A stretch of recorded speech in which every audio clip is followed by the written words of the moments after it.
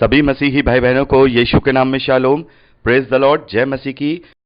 और प्रभु यीशु मसीह में मैं आपका भाई जेम्स आप सभी का इस बाइबल अध्ययन कार्यक्रम में एक बार फिर से बहुत बहुत स्वागत और परमेश्वर का धन्यवाद करते हैं। मेरे प्यारे भाई बहनों, हम अध्ययन कर रहे हैं निर्गमन की पुस्तक का। एक छोटी सी प्रार्थना के साथ आज के अध्ययन को हम शुरू करेंगे। हालेलुया, धन्यवाद पिता परमेश्वर, धन्यवाद करते हैं आपके अद्भुत रीति वाले प्रेम के लिए जो आपने अपने इकलौते पुत्र को देकर हम सभी पर प्रकट किया। धन्यवाद करते हैं महान पिता परमेश्वर आपके अनुग्रह, आपके महान प्रेम, आपकी तमाम आशीषों के लिए। धन्यवाद करते हैं महान पिता परमेश्वर इस बाइबल स्टडी प्रोग्राम के लिए जिससे हम आपके वचनों को जानकर अपनी आत्मिक उन्नति कर पा रहे हैं। होने दे महान पिता परमेश्वर आज के अध्ययन में पवित्र आत्मा हमारी अगुवाई करे, सहायता करे, मदद करे, ताकि वो बातें जो हम यहाँ पढ़ रहे हैं उन्हें हम अच्छी तरह से समझने पाएं और अपनी आत्मिक उन्नति करके आपके ग्रहण योग्य बनने पाएं। पिता परमेश्वर, होने दे सारी व्यवस्थाओं को रिकॉर्डिंग किए जाने को, वचन को समझने समझाए जाने को, हर एक बात को पिता परमेश्वर मैं आपके जोरावर हाथों में सौंपता हूं। आप हमारी मदद और अगुवाई कीजिए। सारा आदर देता हूं, सारी महिमा देता हूं और इस प्रार्थना को यीशु के सामर्थ्य और पवित्र नाम में मांगता हूं, आमीन। सभी मसीही भाई बहनों को यीशु के नाम में शालोम, प्रेज द लॉर्ड, जय मसीह की। यीशु द सेवियर मिनिस्ट्री और प्रभु यीशु मसीह में आपका भाई जेम्स आप सभी का इस बाइबल अध्ययन कार्यक्रम में एक बार फिर से बहुत बहुत स्वागत और परमेश्वर का धन्यवाद करते हैं। मेरे प्यारे भाई बहनों, हम अध्ययन कर रहे हैं निर्गमन की पुस्तक का और एक छोटी सी प्रार्थना के साथ आज के अध्ययन को हम शुरू करेंगे। हालेलुया, धन्यवाद पिता परमेश्वर, धन्यवाद करते हैं आपके अद्भुत रीति वाले प्रेम के लिए जो आपने अपने इकलौते पुत्र को देकर हम सभी पर प्रकट किया। धन्यवाद करते हैं महान पिता परमेश्वर आपके अनुग्रह, आपके महान प्रेम, आपकी तमाम आशीषों के लिए। धन्यवाद करते हैं इस बाइबल अध्ययन कार्यक्रम के लिए जिससे हम आशीषित हो रहे हैं। होने दीजिए महान पिता परमेश्वर आज के अध्ययन में पवित्र आत्मा हमारी अगुवाई करे, सहायता करे, मदद करे, सत्य वचनों को सिखाए ताकि हम आपके ग्रहण योग्य बनने पाए। पिता परमेश्वर, सारी व्यवस्थाओं को रिकॉर्डिंग किए जाने को, वचन को समझने और समझाए जाने को, हर एक बात को पिता परमेश्वर हम आपके जोरावर हाथों में सौंपते हैं। आप हमारी मदद और अगुवाई कीजिए। सारा आदर देते हैं, सारी महिमा देते हैं और इस प्रार्थना को यीशु के सामर्थ्य और पवित्र नाम में मांगते हैं, आमीन। मेरे प्यारे भाई बहनों, अब तक हमने निर्गमन की पुस्तक में उसका 25वां अध्याय कंप्लीट किया था। आज हम 26वें अध्याय पहले वचन से आगे का अध्ययन करेंगे। यहाँ 26वें अध्याय से लेकर के 31वें अध्याय के 11वें वचन तक, यानी कि 26वां अध्याय, 27वां अध्याय, 28वां अध्याय, 29वां अध्याय, 30वां अध्याय, 31वां अध्याय और उसके 11वें वचन तक हम वहाँ पर जो परमेश्वर का निवास स्थान बनाने की आज्ञा जो परमेश्वर ने मूसा को दी है, जैसा कि हमने 25वें अध्याय में पढ़ा कि पवित्र स्थान वहाँ पर बनाने के लिए एक नमूना मूसा को सिने पर्वत पर दिखाया गया। और यहाँ पर हम देखते हैं वो सारी चीज़ें बनाने के जो डायमेंशन हैं, जो तरीके हैं, जो विधि है, जो विधान है, वो सब यहाँ परमेश्वर ने मूसा को बताए हैं। और उसमें कैसे याजक कार्य करेंगे, याजकों के वस्त्र कैसे होंगे, मंदिर में यानी उस मिलाप वाले तंबू में क्या क्या चीज़ें होंगी, ये सारी बातें यहाँ पर बताई गई हैं। तो यहाँ पर हम इन्हें एक एक वचन के द्वारा नहीं पढ़ेंगे क्योंकि यहाँ पर केवल इनके डायमेंशन और इनकी विधि और विधान बताए गए हैं। मैं आपको ओवरऑल तरीके से बताऊंगा, कुछ चित्र भी मैं आपको प्रोवाइड कराऊंगा ताकि आपको समझने में आसानी हो, ताकि आप समझने पाएं कि क्या क्या चीज़ें उस वक्त में मूसा के समय में बनाई गई थी। क्योंकि जब सुलेमान राजा बने थे उसके बाद ये जो तंबू है, अभी तो यहाँ पर केवल तंबू का निर्माण होगा जो हम 26वें अध्याय में पढ़ते हैं, ये तंबू यहाँ पर बनेगा। इसे परमेश्वर का निवास स्थान या फिर हम उसकी वेदी के रूप में देखते हैं। लेकिन सुलेमान के समय में हम देखते हैं एक भव्य मंदिर बनता है और ये भव्य मंदिर उसी की समानता में वहाँ जहाँ परमेश्वर ने उसे बताया था यरूशलेम में वहाँ बनता है। और फिर उसके बाद हम देखते हैं वो मंदिर को भी नबूकदनेस्सर राजा के द्वारा, जो कि बेबीलोन का राजा था, उसे तोड़ दिया जाएगा और फिर उसके बाद दोबारा से मंदिर बनाया जाएगा। और दोबारा से हम देखते हैं कि प्रभु यीशु मसीह के बाद लगभग 70 से 72 एडी में रोमी साम्राज्य के द्वारा वो दूसरी बार भी वो मंदिर तोड़ दिया गया, जैसा कि प्रभु यीशु मसीह ने भी उसके विषय में भविष्यवाणी की थी। तो यहाँ 26वें अध्याय में, यानी कि पूरे 26वें अध्याय में हम परमेश्वर के निवास स्थान के लिए मिलाप वाले तंबू की डायमेंशन को पाते हैं। यहाँ पर वो पूरा वर्णन है कि उस मिलाप वाले तंबू को कैसे बनाना है, किस लकड़ी से बनाना है, उसके पर्दों का साइज क्या होगा, उसका जो स्टैंड होगा वो कैसा कैसा होगा, ये सारा डायमेंशन या हम कहें सारा जो मेजरमेंट है वो इस 26वें अध्याय में बताया गया है। मेरे प्यारे भाई बहनों, मैंने आपको एक चित्र भी प्रोवाइड कराया है जिससे कि आप समझ सकते हैं कि ये मिलाप वाला तंबू और उसके बाहर का आंगन और वेदी और जो पवित्र स्थान का आंगन है वो सब कैसा होगा, ये मैंने आपको चित्र में प्रोवाइड कराया है, आप उसे देखकर समझ सकते हैं। और अगर आप चाहें तो इस 26वें अध्याय को पूरा पढ़कर उसका डायमेंशन भी देख सकते हैं। इसमें कोई ऐसी खास बात नहीं है जो मैं आपसे डिस्क्राइब करूं कि इसलिए ये नीला रंग है या इसलिए बैंगनी रंग है। हाँ, हम नीले और बैंगनी और लाल रंग के विषय में अभी आगे हम बात करेंगे, लेकिन यहां पर एक बात जो देखने वाली है उसके विषय में जरूर यहां पर हम डिस्कशन करेंगे। हम देखते हैं कि यहां परमेश्वर ने अपने निवास स्थान के लिए तंबू के लिए बनाने का यहां आदेश दिया है। यहां पर परमेश्वर ने कोई स्थायी मंदिर बनाने के लिए नहीं कहा, और जैसा कि सुलेमान ने भी स्थायी मंदिर बनाना चाहा था, तो परमेश्वर ने कहा था कि मेरा निवास स्थान कहां रह सकता है, स्वर्ग मेरी चौकी, स्वर्ग मेरा सिंहासन और पृथ्वी मेरे पांव की चौकी है। तो वहां पर भी परमेश्वर ने यह नहीं कहा था कि मेरे लिए कोई मंदिर बनाया जाए, लेकिन ये दाऊद की ये इच्छा थी कि परमेश्वर के लिए एक भव्य मंदिर बनाया जाए। तो यहां जो परमेश्वर ने अपने निवास स्थान के लिए इजरायलियों को तंबू का ही क्यों आदेश दिया? परमेश्वर ने यहां पर कोई ईंट पत्थर गारे से एक भव्य मंदिर या भव्य इमारत बनाने के लिए क्यों नहीं कहा? यह हमारे ऊपर एक सवाल आता है, और इसका एक बहुत बड़ा कारण है, हम मसीह विश्वासी इस बात को जानते हैं, क्योंकि हम जानते हैं कि परमेश्वर का यह मिलाप, परमेश्वर का यह मिलन स्थायी नहीं था। हम जानते हैं कि परमेश्वर का यह मिलन मनुष्यों के साथ स्थायी नहीं था।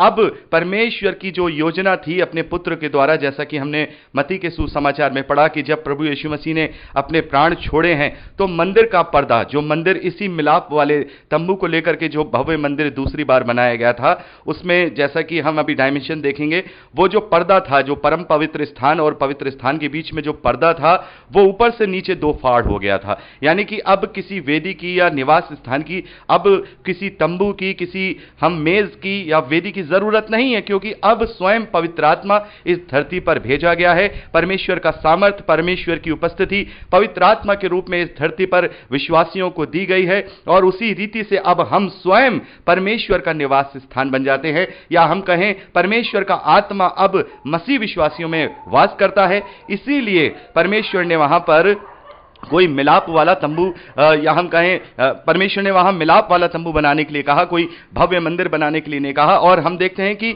जब सुलेमान ने मंदिर बना भी लिया, इतना भव्य मंदिर सुलेमान ने बनाया है। आगे हम इसका अध्ययन करेंगे कि कितना भव्य मंदिर सुलेमान के द्वारा बनाया गया, लेकिन क्या हुआ? क्या वो मंदिर बचा? क्या वो शारीरिक इस दुनिया का मंदिर बचा? नहीं बचा। वो नबूकदनेस्सर के द्वारा ढा दिया गया, और फिर इजरायलियों ने क्या किया? उसको फिर से बनाया। हम एजरा नबी की पुस्तक पे देखते हैं कि दोबारा से वो मंदिर बनाया गया, लेकिन फिर भी क्या हुआ? रोमी साम्राज्य के द्वारा वो मंदिर ढहा दिया गया। मेरे प्यारे भाई बहनों, प्रभु यीशु मसीह ने इसीलिए ये कहा है कि ये जो मंदिर तुम देख रहे हो, हमने ये पढ़ा इस बात को मत्ती का सुसमाचार 24वें अध्याय में, ये जो मंदिर है इसका एक पत्थर से पत्थर बाकी नहीं रहेगा। और प्रभु यीशु मसीह ने ये इंडिकेशन के रूप में वहां इजरायलियों को बता दिया था कि ये जो तुम मंदिर है, तुम इसे ढहा दो, मैं इसे 3 दिन के बाद फिर खड़ा कर दूंगा, 3 दिन के बाद फिर खड़ा कर दूंगा।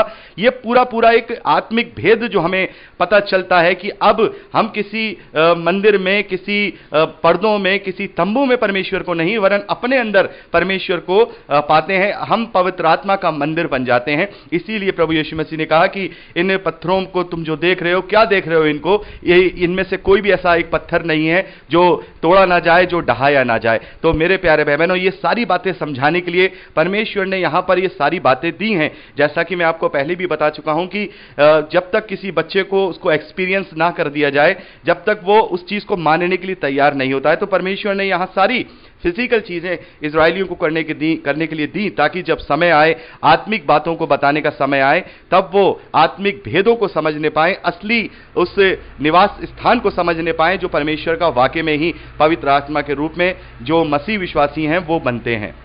और दूसरा कारण यह भी है जो मिलाप वाला तंबू बनाने का कि अभी वो उस डेस्टिनेशन पे नहीं पहुंचे हैं, क्योंकि जो मनुष्य हैं या हम कहें इजरायली हैं, अभी उस डेस्टिनेशन पे नहीं पहुंचे हैं जो प्रतिज्ञा परमेश्वर ने इब्राहिम और उसके बेटे इसहाक और याकूब से की है कि मैं तुम्हें ये देश प्रतिज्ञा का दूंगा। अभी तक उस विश्राम तक वो नहीं पहुंचे हैं। और आगे हम यहोशू की पुस्तक में पढ़ेंगे कि वो विश्राम उन्हें फिजिकल रूप से इजराइल देश के रूप में मिल जाएगा, लेकिन फिर भी वो उनके साथ हमेशा नहीं रहेगा। कुछ सालों तक वो राज करेंगे, कुछ सदियों तक वो इजराइल में राज करेंगे, और उसके बाद हम देखते हैं कि वो अशूरियों के द्वारा भी उत्पादित किए जाएंगे और बेबीलोनियंस के द्वारा भी उत्पादित किए जाएंगे, पूरी तरह से नष्ट हो जाएंगे। फिर उसके बाद वो कोशिश करेंगे, सर उठाएंगे, लेकिन वो किसी भी रीति से इजराइल को एक छत्र राज्य नहीं बना पाएंगे। ये बहुत बड़ा इंडिकेशन परमेश्वर का जो सालों में परमेश्वर ने दिया है कि तुम चाहे कितना भी कोशिश कर लो, दुनियावी चीज कभी भी स्थायी नहीं रह सकती, दुनियावी वस्तु कभी स्थायी नहीं रह सकती, चाहे वो मेरा मंदिर ही क्यों ना हो, चाहे वो मेरी शारीरिक व्यवस्था ही क्यों ना हो, उससे कभी भी मेरा मिलाप तुमसे नहीं हो सकता। क्योंकि अब हमारा जो मिलाप है, जो एक नाम हमें दिया गया है प्रभु यीशु मसीह, अब उसके द्वारा ही हमारा मिलाप होता है।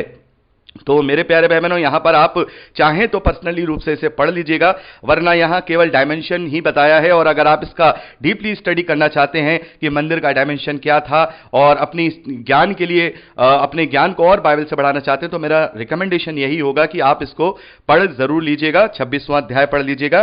तो 26वें अध्याय में मिलाप वाले तंबू के विषय में बताया गया है।